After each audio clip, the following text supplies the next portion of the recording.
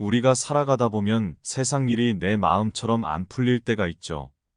그 중에서도 가장 내 맘처럼 안 되는 일이 아마 사람 사이의 일일 것입니다. 사람은 사람으로서 행복과 치유를 얻기도 하지만 사람으로 인해 상처와 괴로움을 얻기도 하죠. 누구나 사람으로 인해 상처받아 보았던 경험이 있을 것입니다. 인간관계를 잘 유지하기 위해선 적절한 균형이 필수입니다. 아무리 친하고 가까운 사이라 하더라도 드러내면 상처 입고 화를 입게 되는 말들이 있습니다. 친구 사이가 5년이 됐든 10년이 됐든 상관없이 말이죠. 심지어는 30년 넘은 친구 사이여도 하루아침에 돌아서게 되고 남보다 못한 사이로 되어버린 경우도 있습니다. 가깝고 편하다고 해서 모든 것을 절제 없이 행동하여도 되는 것은 아니겠죠. 우리가 식물을 아무리 사랑한다고 해서 물을 너무 많이 주어버리면 오히려 병들고 죽어버리고, 모닥불이 따뜻하다고 하여서 너무 가까이 다가가면 내 몸에 화상을 입을 수도 있는 것과 마찬가지 이치입니다. 아무리 가까운 사이더라도 조심하여야 할 것. 첫 번째로는 단점 지적입니다. 사람에게는 누구나 단점이 있죠. 가깝고 친하고 오래된 사이일수록 이러한 단점이 더 눈에 잘 띌 수도 있습니다. 상대방을 이미 잘 알고 있다는 생각에 쉽게 상대방의 단점을 말하며 충고를 할 수도 있겠죠. 나의 입장에선 정말 상대방을 위하는 조언이라고 생각하지만 상대방의 입장에서는 나의 생각과는 다를 수 있습니다. 사람 마음이 항상 내 마음과 같진 않기 때문이죠. 사람은 감정의 동물이라는 이야기가 있습니다. 특히 누군가의 자존심을 건드리는 일은 정말 치명적인 일입니다. 충고나 조언을 하고 싶은 마음이 생긴다면 100번, 1000번을 고민하고 조심하여도 나쁠 것이 없습니다. 상대방의 단점에 관련된 이야기라면 말이죠. 가족 친지 간에도 감정이 상하면 남보다 못한 사이가 되어버릴 수도 있는 것이 현실입니다.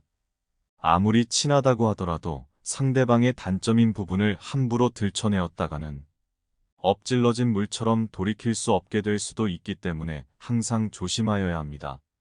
마찬가지로 상대방이 나의 단점을 아무렇지 않게 들춰내고 다른 사람들 앞에서 공공연하게 떠든다거나 하는 경우 또한 마찬가지입니다.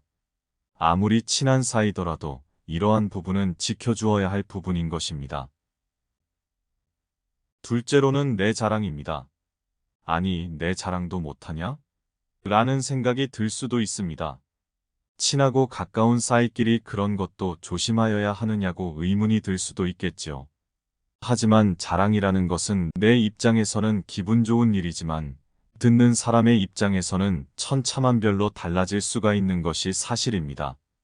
각자 사람마다 처해진 환경이 다르고 남들에게는 말하지 않지만 극심한 스트레스나 열등감을 겪고 있는 일이 있을 수도 있기 때문이죠.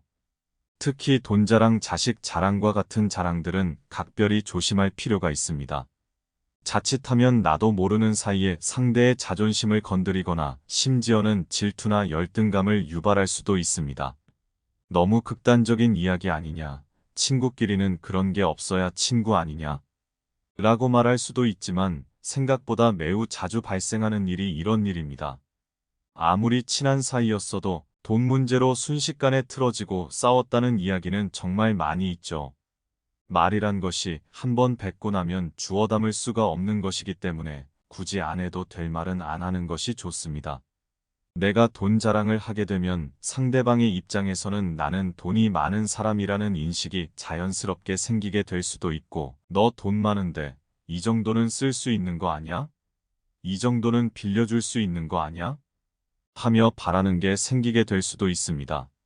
사람의 욕심이라는 게 그만큼 무서운 것이죠. 소문이 퍼져서 돈 빌려달라는 연락이나 사정이 너무 어렵다는 연락과 같은 요구사항에 시달리게 될 수도 있습니다. 자랑이라는 것은 나에게 기쁜 일이 생겼을 때 자랑을 합니다. 하지만 대화는 나뿐만 아니라 듣는 사람이 있어야 이루어진다는 것을 기억할 필요가 있습니다. 듣는 사람도 함께 기뻐할 수 있는 상황일 때 자랑을 하더라도 늦지 않습니다. 내가 돈 자랑을 할 때 누군가는 돈 때문에 힘들어진 사람이 있을 수도 있습니다. 현명한 사람은 이러한 부분까지도 미리 생각하고 신중하게 대화 주제를 선택할 줄 알아야 합니다. 기쁜 일이 있을 때 함께 기뻐해 줄 수 있는 친구가 있다는 것은 정말 복받은 일입니다. 하지만 그렇지 못하다 하더라도 원망하거나 탓을 할 이유는 없습니다. 사람의 마음이라는 것은 내 뜻대로 되지 않기 때문에 마음대로 안 된다라는 말을 하죠. 질투나 부러움, 좌절감, 박탈감 등등의 마음도 내 뜻과는 다르게 인간이라면 누구나 생길 수 있는 자연스러운 감정이라는 것을 받아들일 필요가 있습니다. 허무하게 생각하기보다는 내가 이런 점을 더 잘 이해를 하고 조심해서 행동하면 됩니다. 세 번째로 비밀을 털어놓는 것입니다. 크고 작은 비밀을 남들에게 털어놓을 때가 있습니다. 하지만 우리가 비밀을 어떨 때 털어놓는지 생각해 볼까요? 보통 의지하고 싶고 이해받고 싶은 일이 있을 때 비밀이라며 털어놓게 됩니다. 즉 내가 이해받고 싶어서 기댈 곳이 필요해서 한 행동이라는 것이죠. 이 비밀이 지켜지지 않았을 때 내 마음은 어떠할까요? 상대방이 원망스럽고 가슴이 찢어지겠죠.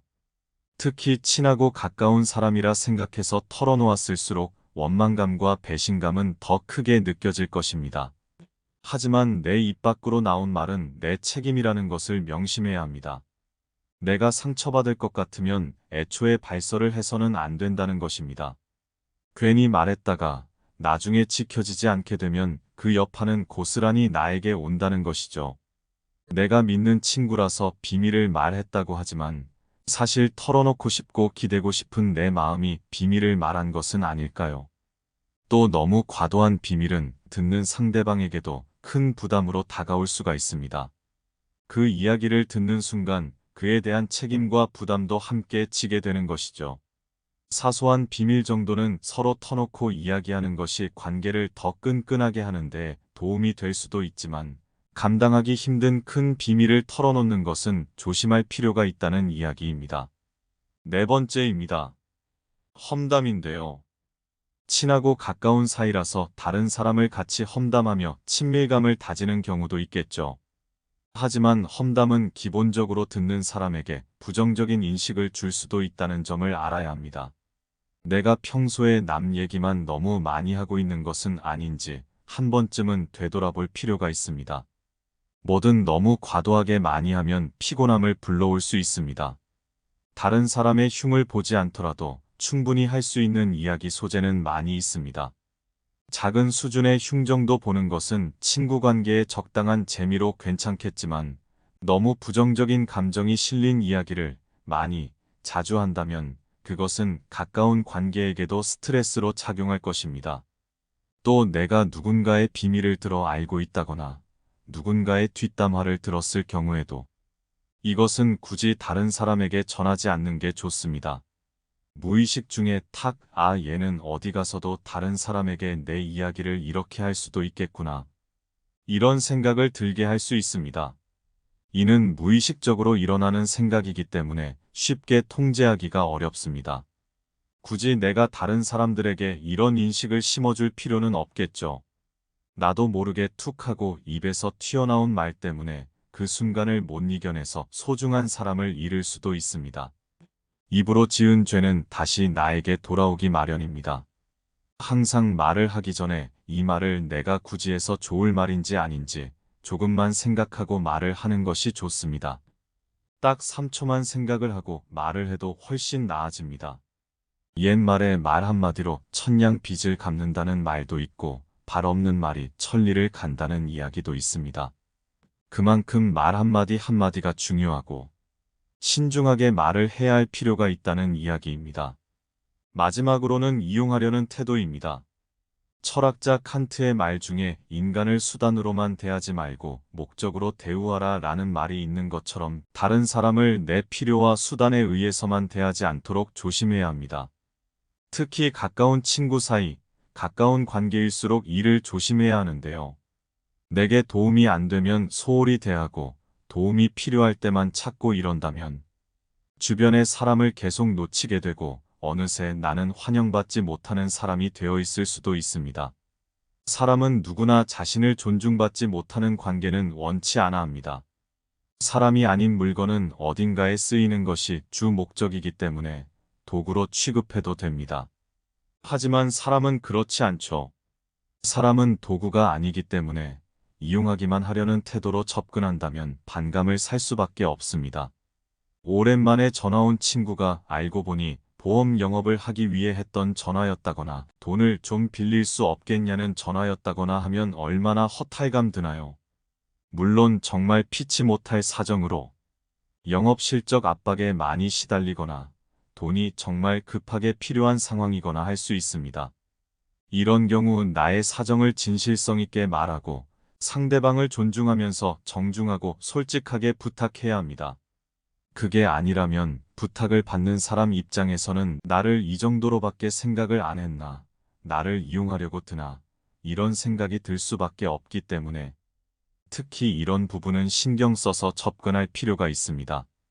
또 반대로 내가 부탁을 받는 입장일 때에도 단칼에 상대방의 부탁을 거절하기보다는 상대방의 이야기를 충분히 잘 듣고 공감을 해준 다음 나의 사정을 말을 하며 잘 감싸서 거절할 필요가 있습니다. 너무 냉정하게 단칼에 딱 잘라서 말을 하면 상대방은 큰 마음의 상처로 다가오고 나에 대한 감정이 원망으로 변하게 될 수도 있기 때문이죠.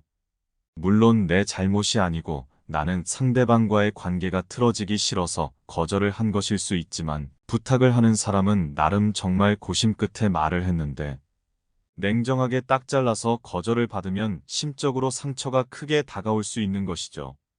특히 절박한 상황에 놓여 있을 경우 사람은 이성적인 판단보다는 감정적인 판단이 더 앞서기 때문에 더욱 조심해서 말과 행동을 선택해야만 합니다. 지혜로운 인간관계를 위해선 경청과 존중만 잘해도 많은 문제들이 해결이 됩니다.